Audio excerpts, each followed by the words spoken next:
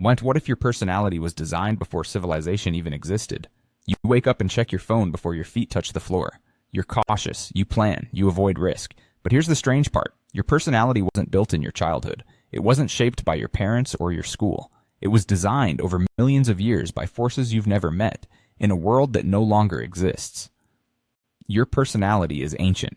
Psychologists call these core traits the Big Five: openness, conscientiousness, agreeableness, extroversion, and neuroticism.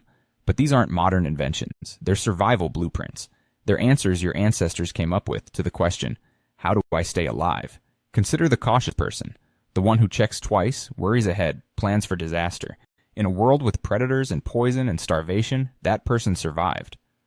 The reckless one didn't.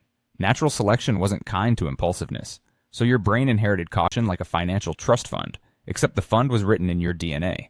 Now consider the extrovert, the person who walks into a room and makes 10 friends before you've introduced yourself. In small hunter-gatherer groups, this person had an advantage. More social bonds meant more allies. More allies meant more food shared, more protection offered, more chances to pass on genes. Isolation killed you. Connection saved you. Researcher David Buss at the University of Texas studied personality across 50 different cultures. What he found was remarkable. The same 5 traits showed up everywhere. In Japan, in Nigeria, in Brazil, in Iceland. These weren't Western constructs imposed on the world. They were universal echoes of universal problems. Your agreeableness, your tendency to cooperate, to compromise, to avoid conflict, that evolved because humans survived in groups. The person who fought everyone got exiled. The person who cooperated got to stay. Stay long enough, and you reproduce. Get exiled, and you don't. Your openness to experience, your curiosity, your willingness to try new foods or explore new territory, that was valuable when resources ran out in one place and you had to migrate.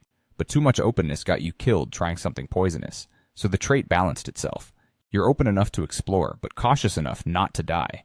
Even neuroticism, anxiety, worry, sensitivity to threat, that wasn't a bug. It was a feature. The anxious person noticed the rustling in the bushes. The calm person got eaten. Anxiety kept you alive. Here's what's wild. You can't choose your personality. You can shape it slightly, but the baseline is written in your bones. That cautious friend who can't let loose? They're not being difficult. They're running an ancient survival program. That extrovert who exhausts you? They're not trying to be annoying. They're following an evolutionary script that says, connection equals survival. You think you're choosing who you are, but you're really just expressing who you had to be to exist at all. Your personality isn't a choice. It's an inheritance. It's proof that you're still living in the Stone Age, even though you're scrolling on glass and sleeping in boxes made of steel. The person you are today is exactly the person your ancestors needed to be to survive the world they lived in, and that world is still running the show. Please hit the subscribe button. Thank you.